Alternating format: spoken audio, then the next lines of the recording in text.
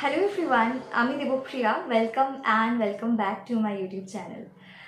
এর আগের ইউটিউব ভিডিওতে আমি তোমাদের সাথে আমার নার্সিং ছেড়ে এসে জিডিএসে জয়েন করার যে জার্নি সেটা শেয়ার করেছিলাম, এবং আমি কেন এই ডিসিশনটা নিয়েছিলাম, ডিসিশনটা কতটা ঠিক হয়েছে, কতটা ভুল হয়েছে, যাই হয়েছিল আমি সম্পূর্ণ আমার এক্সপিরিয়েন্সটা তোমাদের সাথে শেয়ার করেছিলাম। আমি এক্সপেক্ট করিনি যে আমি তোমাদের এতটা পজিটিভ রেসপন্স পাবো, এতটা ভালোবাসা পাবো। আর সত্যি আমার ভীষণ ভালো লাগছে।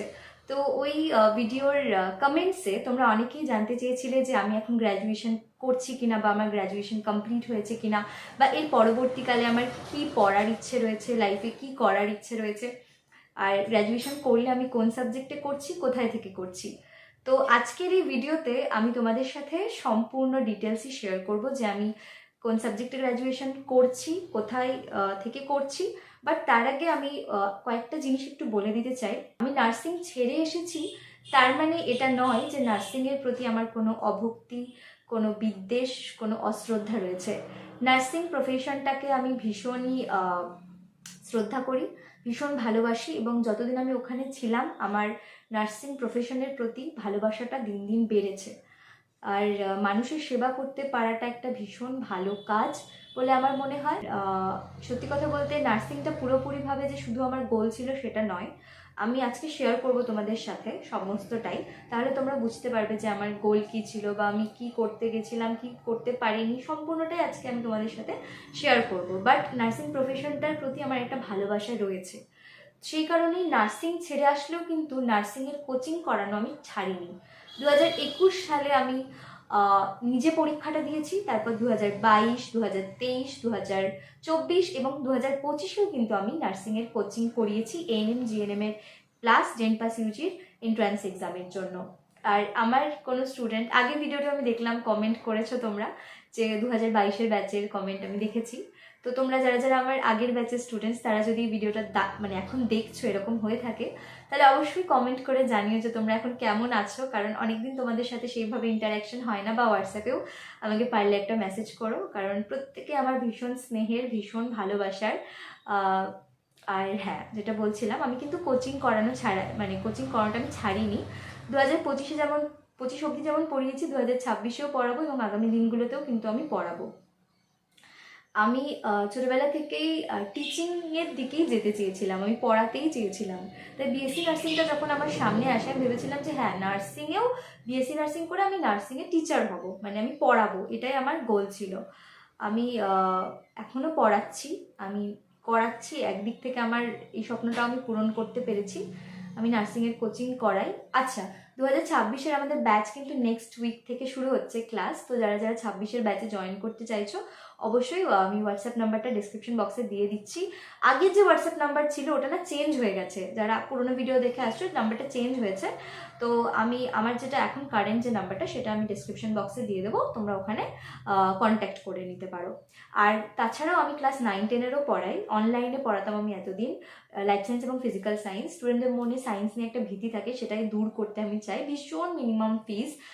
এখন আমি অফলাইনেও শুরু করতে চাইছি বালুরঘাটে বা তার আশেপাশে। যদি তোমরা পড়তে চাও ক্লাস 9 এবং 10-এর, তোমরা আমার সাথে কন্ট্যাক্ট করতে পারো। 9 এবং 10 দুটো ক্লাসে আমি পড়াবো, লাইফ সায়েন্স, ফিজিক্যাল সায়েন্স দুটোই।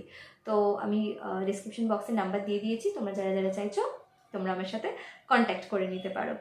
আর আমি এখন কি পড়ছি সেটাতে আমি আসছি। তার আগে আমি যাই, আমি 2019-এ এইচএস দিই, 2017-তে মাধ্যমিক, 2019-এ এইচএস। আর আমার ফেভারিট সাবজেক্ট বরাবরই বায়োলজি, মানে ফার্স্টে লাইফ সায়েন্স, তারপরে বায়োলজি। তো আমি বায়োলজি নিয়ে এগোতে চেয়েছিলাম। আমি বোটানি এবং জুলজি দুটো সাবজেক্ট হয় তোমরা জানো, মানে অনার্সের ক্ষেত্রে। তো জুলজি আমার বেশি ভালো লাগতো জন্য আমি জুলজিটাই নিই, এবং জুলজি আমাদের যে ফার্স্ট ইয়ারের এক্সামটা সেটা আমাদের হয়। বাট তারপরে করোনার জন্য আমাদের কলেজ বন্ধ হয়ে যায়, এবং আমাকে বাড়ি থেকেই পড়াশুনো করতে, মানে বাড়ি থেকে থেকে আমি অনলাইনে পরীক্ষাগুলো দিচ্ছিলাম। সেই সময় আমার মাথায় আসে যে যেহেতু দেখো, আমি আগের ভিডিওতেও শেয়ার করেছি, আমি ভীষণ একটা লোয়ার মিডিল ক্লাস ফ্যামিলির মেয়ে। আমার কাছে সেই ফাইন্যান্সিয়াল ব্যাকআপটা কোনোদিনই ছিল না যে হ্যাঁ তুই পড়, যতদিন ইচ্ছে পড়, তো পেছন থেকে সেই ব্যাকআপটা হয়তো কষ্ট করে আমার বাবা মা আমাকে পড়াতো, কিন্তু আমি চেয়েছিলাম পাশে দাঁড়াতে।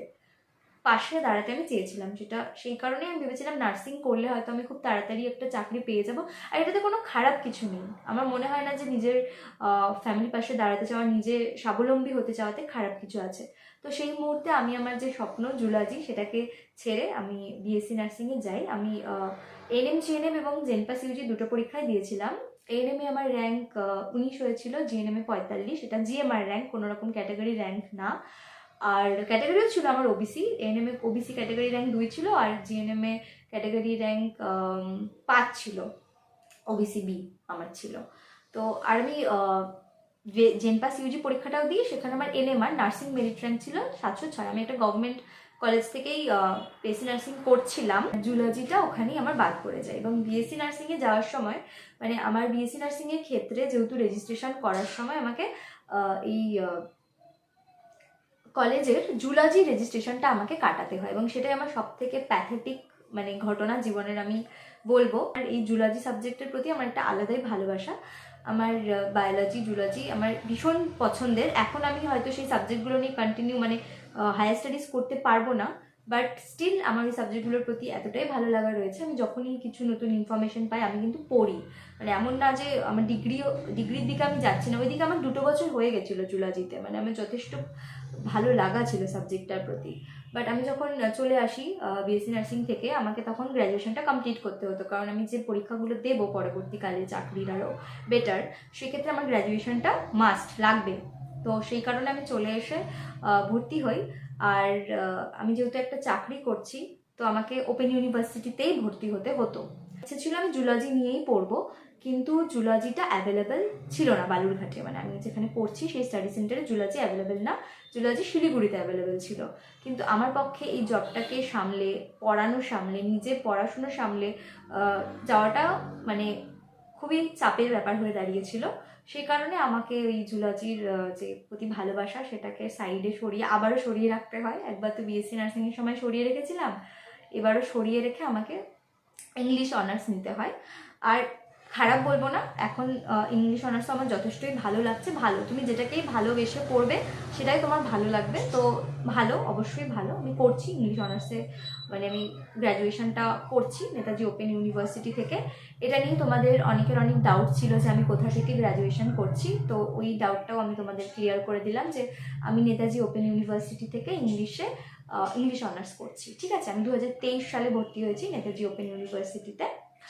আচ্ছা, এবার আসি হচ্ছে যে আমি এর পরবর্তীকালে আমার কি গোল রয়েছে। তোমরা সবাই জানো যে মানে বাবাকে এই বছর হারিয়েছি, কিন্তু মানে আমার বাবা এই মুহূর্তে আমাদের মধ্যে নেই, কিন্তু বাবার স্বপ্নটা আমার মধ্যে আমি বাঁচিয়ে রাখতে চাই। বাবার আমাকে নিয়ে একটা স্বপ্ন ছিল, বাবা আমাকে একটা জায়গায় দেখতে চেয়েছিল। হয়তো আমার এই জিডিএস প্ল্যাটফর্মটা না থাকলে হয়তো এখন দাঁড়িয়ে আমি কথাটা বলতে পারতাম না যে সেই স্বপ্নটা আমি চেষ্টা করব পূরণ করার। তবে যেহেতু আমার কাছে এই প্ল্যাটফর্মটা রয়েছে, আর এই জন্যই আমি জিডিএসের প্রতি ভীষণভাবে গ্রেটফুল। আমি যেটুকু আর্ন করি তাতে আমার ভালোভাবে চলে যায়। আর যে আমার যে এখন যে ফাইন্যান্সিয়াল স্টেবিলিটিটা আমার রয়েছে, আমি নিজে যেহেতু আর্ন করি, তো সেই কারণে আমি এই মুহূর্তে দাঁড়িয়ে আমার বাবার স্বপ্নটাকে আমি বাঁচাতে চাই, পূরণ করতে চাই। আর আমি সেই দিকেই এগোচ্ছি। সব কিছু সামলে, আমার চাকরি সামলে, আমার পড়ানো সামলে, নিজের পড়াশোনা সামলে আমি চেষ্টা করছি আমি যাতে আমার বাবার স্বপ্নটাকে বাঁচিয়ে রাখতে পারি। আর এখন আমার জগৎ বলতে আমার মা আর আমি, আমার মা আমি, আর তার সাথে তোমরাও আমার ইউটিউব ফ্যামিলি, আমার স্টুডেন্টসরা, প্রত্যেকে আমার ফ্যামিলির পার্ট। আর আমার স্বপ্ন যদি বলো তাহলে আমার স্বপ্ন ইউটিউব। আমি ভীষণ ইন্ট্রোভার্ট একটা মেয়ে, কিন্তু আমার সামনে একটা যদি ক্যামেরা তোমরা ধরিয়ে দাও আমি সারাদিন বক করতেই পারবো। মানে আমি ক্যামেরার সামনে এতটাই ফ্রি, আমি এতটাই ভালোবাসি ইউটিউবকে, এতটাই ভালোবাসি আমার ইউটিউব অডিয়েন্সদেরকে। তো আমার স্বপ্ন অবশ্যই ইউটিউব। তোমরা প্লিজ আমাকে একটু সাপোর্ট করো, কারণ আমার চ্যানেলটা ভীষণ ছোট একটা চ্যানেল। তো আমি চাই যে তোমরা আমাকে একটু সাপোর্ট করো, একটা সাবস্ক্রাইব করে দাও, একটা লাইক করে দাও, আর ভিডিওটা অবশ্যই শেয়ার করে দাও। আর সম্পূর্ণটাই আমি আজকে তোমাদের সাথে শেয়ার করলাম। আমি যদি কোনোভাবে তোমাদের কোনো কাজে লাগতে পারি, সেটা নার্সিংয়ে হোক, সেটা জিডিএসে হোক, বা সেটা অন্যান্য যে কোনো ক্ষেত্রেই হোক না কেন, কোনোভাবে যদি আমি তোমাদের কোনো রকম হেল্প করতে পারি, সেটা আমাকে অবশ্যই কমেন্টস করে জানাতে পারো। কোনো ডাউটস থাকলে আমাকে জানাতে পারো, কোনো কিছু নিজেদের জানানোর থাকলে আমাকে জানাতে পারো। আর ভিডিওটা ভালো লাগলে অবশ্যই কিন্তু চ্যানেলটা সাবস্ক্রাইব তোমাদের করতেই হবে। সবাইকে অসংখ্য ধন্যবাদ আমার এই ভিডিওটা পুরো দেখার জন্য।